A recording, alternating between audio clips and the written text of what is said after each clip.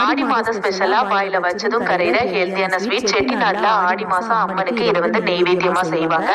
ரொம்பவே ஈஸியான ரெசிபி, செய்யறதுக்கு அதிகமா டைம் எடுக்காது. இது செய்யறதுக்கு கடாயில 1 கப் உளுந்து அரைத்து எடுத்துட்டு உளுந்து லைட்டா செவந்து வர வரைக்கும் பொன்னிறமா வறுத்து எடுத்துட்டு ஒரு தட்டுக்கு மாத்திட்டு நல்லா ஆற விட்டுடுங்க. இப்ப அதே கடாயில 1/4 கப் சிறுபத்து பருப்பையும் பொன்னிறமா செவக்க வறுத்துட்டு அதையும் உளுந்தோட சேர்த்துட்டு ஆற விட்டுடுங்க.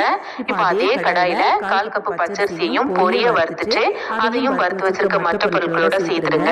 இப்ப இதோட ஒரு ஏலக்காயும் சேர்த்துட்டு இதை நல்லா ஆற விட்டுடுங்க.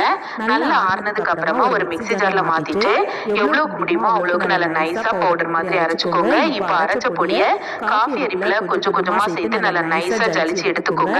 இந்த பொடியை நீங்க ஏர்டைட்டான டப்பால போட்டுட்டு 2 மாசம் வரைக்குமே ஸ்டோர் பண்ணி வச்சுக்கலாம். இப்போ ஒரு பாத்திரத்துல 250 கிராம் சர்க்கரையை இடிச்சிட்டு சேர்த்துக்கோங்க. கூடவே 1/2 கப் தண்ணியை சேர்த்துட்டு சர்க்கரை கரையிற வரைக்கும் இதை கலந்து விட்டு கொதிக்க வச்சுக்கோங்க.